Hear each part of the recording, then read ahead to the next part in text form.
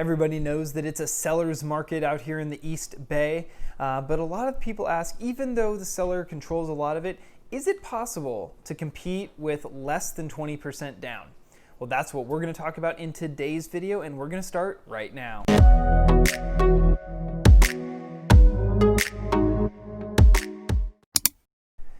Hey guys, Hans Struzyna with the Gunderman Group at Keller Williams Luxury International coming to you with another video. Today we're talking about low down payments, specifically anything less than 20%.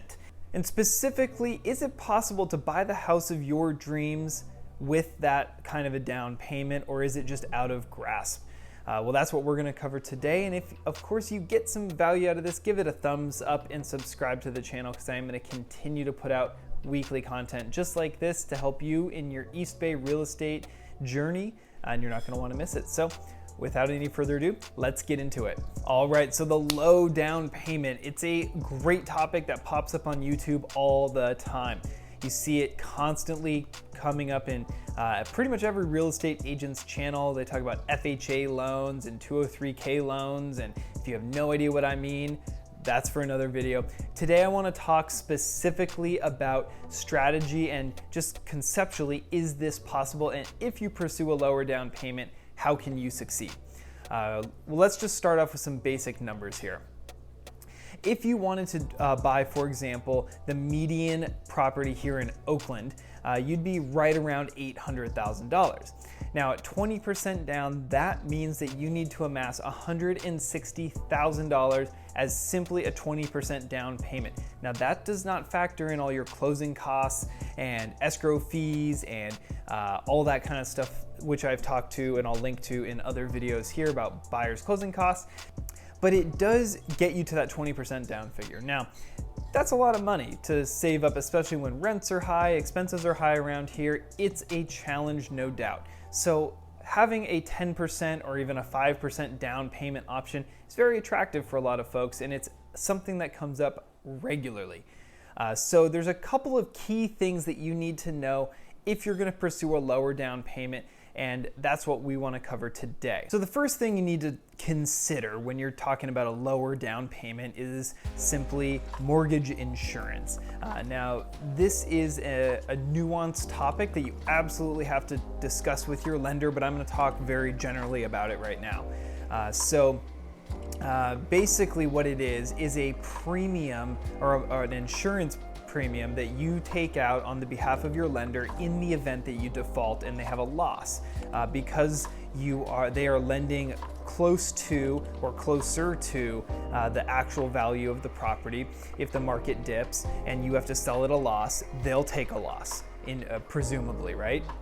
So they want a mortgage insurance premium to be made whole in the event of that loss. They're just hedging against that risk. And so what that means for you is you basically have an additional cost on your loan on top of the principal, interest, taxes, and insurance that you would normally be paying because of that additional risk. Now, there's a couple of key characteristics to these loans, and it depends on who the lender is, if it's FHA versus USDA or what have you.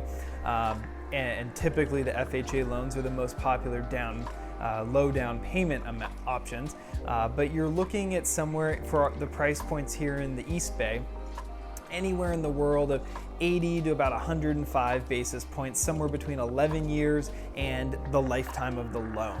So you're absolutely going to want to factor that in, because it will, on a monthly basis, increase the amount of money you have to pay for, and it will affect your debt to income ratio, which ultimately will affect how much you can qualify for based on your income and your other debts and all of that kind of stuff. So you absolutely need to take a look here, talk to your lender, make sure that you understand what that will do to your ability to secure financing, to actually purchase the property, and then ultimately what your monthly payment is going to look like, and then ultimately how or if you can get that off of your premium if you get to that 20% level sometime down the road.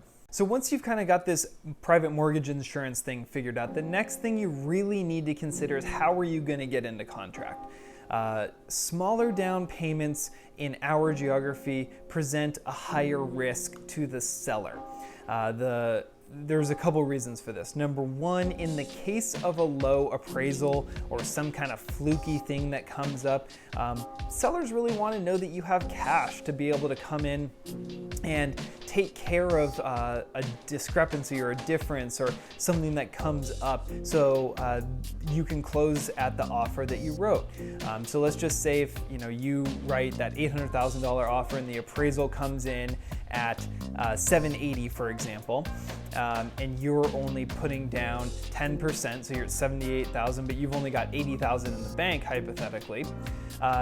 There's a discrepancy of about $20,000 because your bank is saying we'll make you the 10% down loan at 780, but you have a contract now at 800. So there's a difference here, right? So someone who had more of a down payment, 20 or more percent, could bring cash in to close the difference. And if you only have a 10% down payment, it's likely because you don't have all the reserves sitting around to be able to do this. Not always, but most of the time that's what it represents to the seller. So that is a big stumbling block, of course, because they see that as a risk. Now, one way to combat this, actually two ways really, is to have both your lender and your agent heavily communicate exactly what it is that you guys are using from a financing perspective, exactly how you're going to potentially overcome a shortfall in an appraisal or anything else that comes up, and exactly what you're doing to secure this loan. It's going to take some education on the listing agent's part to be able to show the seller ultimately that this is not necessarily the biggest risk they've ever taken, and it's actually okay to accept your offer. If you can get over that first hurdle with that listing agent, then you're good. Now, that being said, that doesn't necessarily mean that you're going to get it, because apples to apples, if you're in competition, it's really tough to compete with a low down payment as opposed to someone who's at 25 or 30%. It's simply hard. I won't sugarcoat it on that one. That is a tough pill to swallow. So you're gonna have to know that you might have to write a few offers here and get rejected a couple of times before you're able to succeed. So just be prepared for that when you go in and you make a lower down payment offer. And that being said, there are some strategies which I've talked about in other videos of how to potentially manipulate what you put on paper versus what you're actually going to close with. Because if you have some money in a retirement account, there are ways to show that on paper so that you can potentially show a higher down payment to get yourself into contract and then close with the lower down payment if you only have so much liquid at the time. So anyways, there's a couple of strategies there that you can go back to some other videos and check out. Now, lastly, it's simply just assessing your exposure and your risk.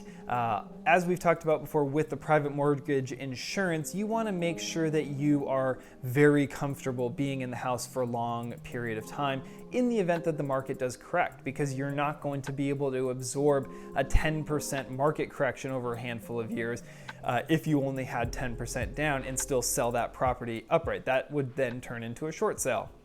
And that's why the lender has a mortgage premium in the event of that exact situation. So that's just to say, if you're gonna buy a property with low down payment, make sure it's something that either A, you want to be in for 5 or more years in the event of a downturn, or the market is looking strong and you can confidently see that it's probably not going to go down. I mean, none of us have a crystal ball, of course, but you want to make sure you're looking out into the future when you're doing this lower down payment, because if worse comes to worse and you had to sell at a loss, that's going to reflect poorly on your credit, on your ability to get loans in the future, and the 10% you did save up would be gone, of course, in that scenario. So just make sure that you're really sober and honest about the risk to you personally before you go and make an offer on a lower down payment house.